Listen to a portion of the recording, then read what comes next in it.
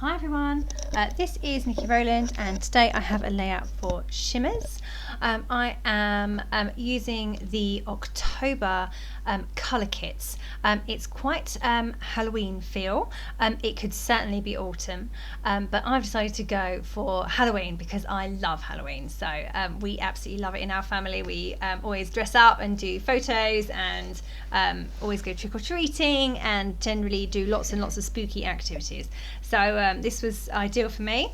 Okay, so I'm starting off by just getting all of the colours in the colour kit and putting them onto a scrap piece of card. You can see that's a piece of card that I've used for a cut file previous time. So I'm just painting a little bit of each colour onto the cardstock so that I've got a reference and see how the paint looks when it's actually painted rather than when it's in the bottles, because it can be a little different when it's actually on like white paper or white card.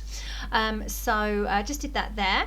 I actually decided to use just 3 colours from this kit. Now the reason for that was because of the colours in my photo. Normally I use all the colours from the colour kit, but this time I've only used 3, so it's a bit unusual for me, but I really love the effect. It's very, very striking.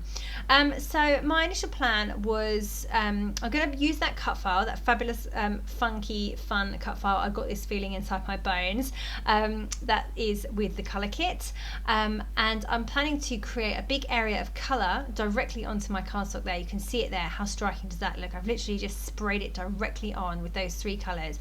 And my plan was to have like a shelf going across the middle of the page and the cut file sitting on top. Well, anyway, that all went a bit wrong.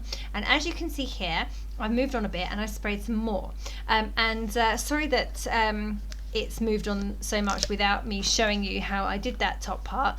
I forgot to turn the camera on. I went to turn it off when I went to dry it and I was like, oh, I didn't turn it on, whoops.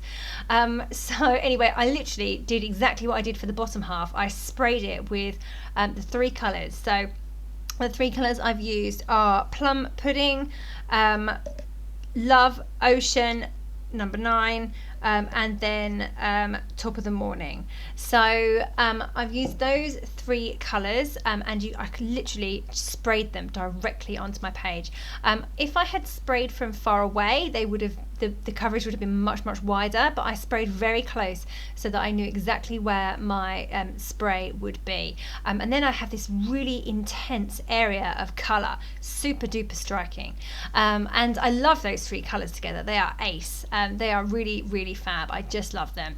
So I'm mounting this layout onto a piece of black cardstock. So I've trimmed my card down to, I think it's about 11 inches or maybe 11¼ inches. That's the white, and I'm going to mount it onto a piece of 12 by 12 black cardstock, distress the edges, and now I'm putting baker's twine in this corresponding 3 colours over each one of the coloured stripes. So I was kind of aiming for mummy wrapping, but in colourful threads. Not sure I quite achieved that. I probably should have done a few more than what I did, but I didn't want to cover up too much of the fabulous colours that I achieved for the background there.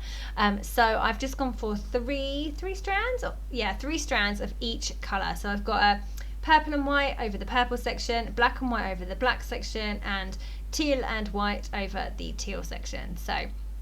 So yeah, so you can see how I'm doing it randomly, crisscrossing, securing on the back with tape, and just kind of going a little bit kind of crazy there.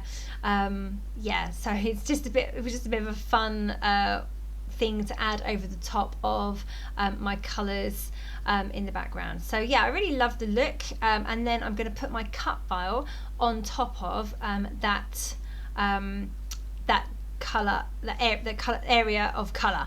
So normally I would back a cut file or I would fill in the letters with something, but on this occasion I'm going to leave them empty. So I've cut the cut file in black, and that corresponds really well with the black border my layout's getting. It also feels very Halloween, so I've cut it there in black, and it's just going to sit there on top of all that fabulous colour, so the colour shines through the cut file as well as around the outside as well. So yeah, so I'm now just going to work out exactly what I'm going to do with the rest of this layout. I've got my photos going to go bottom right, but I need to put some other things on as well. I've pulled out a couple of Bramble Fox acrylics from the new Halloween sets they've got. So one says Wicked, and that's in purple, so it's going to go on the purple section, and one says Haunting, which is in teal, so that's going to go on the teal section. So they were ideal, so they're definitely going to adorn my layout.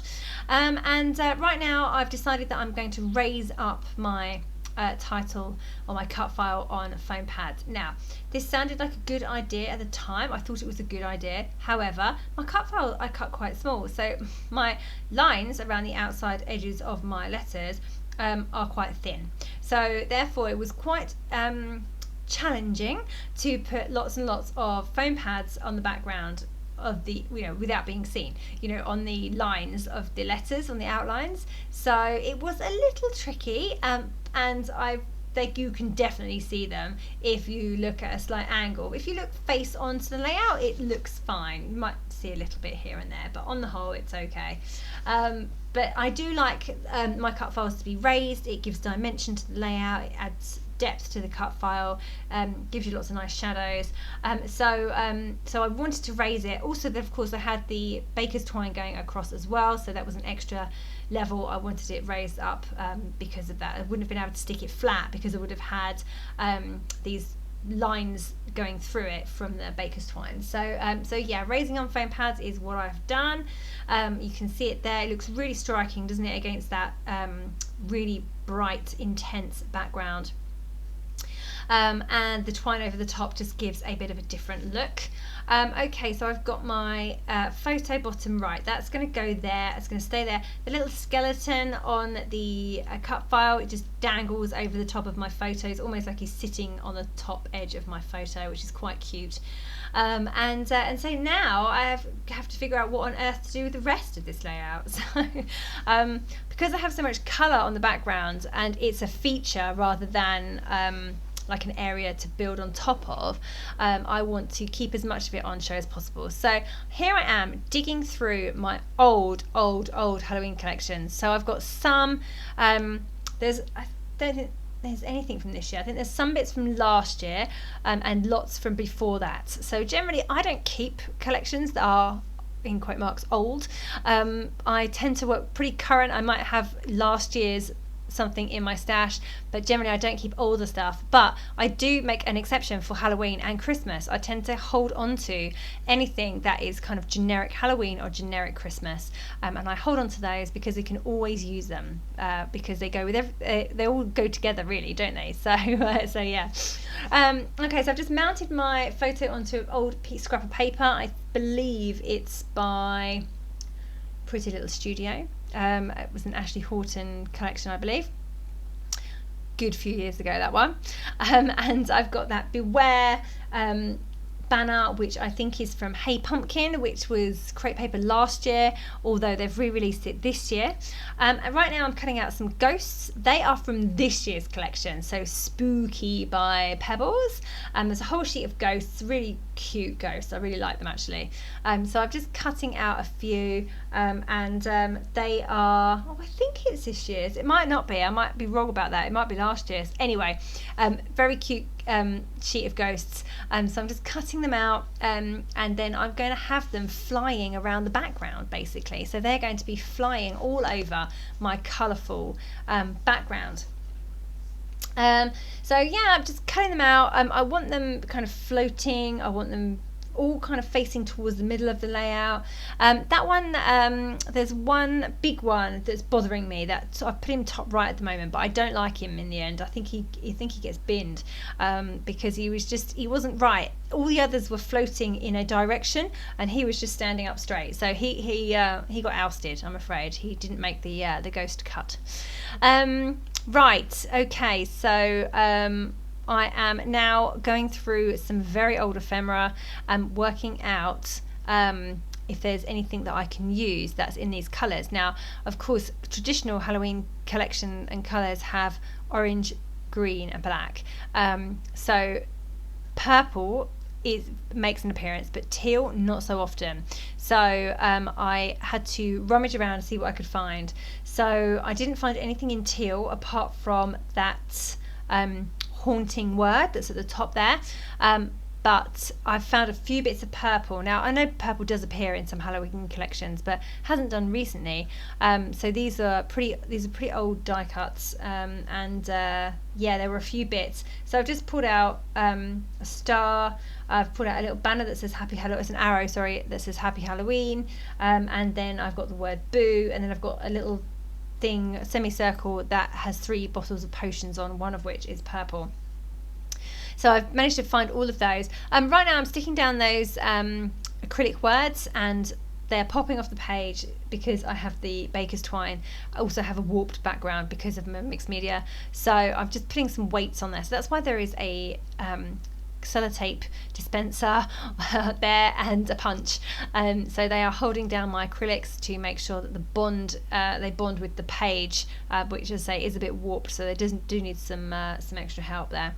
Okay, so bottom right of my photo, I've added one of these super duper cute pom-poms that were included in the color kit. I've also added a black cat, which is an acrylic, again from Bramble Fox. Top right, I've added a Frankenstein head, and then a ghost, and then one of the dots that was included in this month's kit. So 2 of the dots were orange, one was orange and one was purple and orange, and they didn't go with this layout because of course I haven't used orange on this layout. I've used black, teal and purple, but the middle one was a black not flare, dot with a white ghost, so that was perfect. So I've just tucked that in over on the right hand side at the top. Okay, so I'm still going with my little ghosts and just trying to work out if I need to put anything else on this layout. I'm worried about overdoing it. I don't want to put in on loads, and I wanted my ghosts to be randomly flying around the layout, so I'm just trying to get those in place, and then I don't want to start overwhelming them. I already have a cluster top right with the Frankenstein head and the ghost dots, so I'm just trying to be careful about not overwhelming the rest or overloading the rest of the layout. So just a few bits here and there. I wanted most of my layout, effectively my photo cluster, to be underneath the cut file. I didn't want to crowd the cut file, so I wanted most things to be underneath. So I'm just spreading out that line going horizontally across the page. I've got my big photo on the right, and then I'm just bringing in other embellishments over towards the left hand side as well. So that little skeleton, he came with a face, but the face cut out completely of by the way, because it's a cut file, so the outline of the head was cut out, and then the face details were in the cut out part. Now, because I cut it out quite small, normally I would poke those bits out and stick them on. Because the face was quite small, they were really too fiddly to stick on. So I got the head, I poked the bits out and discarded them, and then I used the face as a template. So I put it back inside the skeleton's head, and then drew into the dots with a black journaling pen. So I got the face detail. So he's got 2 eyes, a nose, and a mouth. So now we can see where he's going, which is really good. Okay, so I'm now trying to figure out if I need to do anything else. I wanted to extend the line going across the middle. Obviously there's a bit of a half and half going on, with the half section at the bottom is all of the photo and things, and then at the top is the cut file. So I've just put a scattering of wood veneer stars all along the middle section, and then I'm painting them with the same corresponding colours of paint. So I tend to stick on my wood veneer first and then paint it with a paintbrush directly out of the bottle. So that's what I've done there. I'm just doing that now, and adding a few splatters at the same time as well on those same sections. The splatters don't show up too well. I'm not sure why. Maybe I didn't put enough on, or maybe it's just because the colour is so intense already that they can't show up. I think I just didn't put enough on. But a few splatters, and then of course those fabulous stars. Okay, and I think that is me done. So thank you very much for joining me today. I hope you've enjoyed this slightly crazy Halloween layout using the October Color Kit. It was really fun to make. I do love Halloween. I know I said that earlier, but give it a go and have some fun with this kit. I could make loads more as well with these colours too. Don't forget that if you place an order via the Shimmerz store, enter my name in the comments to receive a freebie. Okay, thank you so much for joining me. That was Niki Rowland for Shimmerz Paints.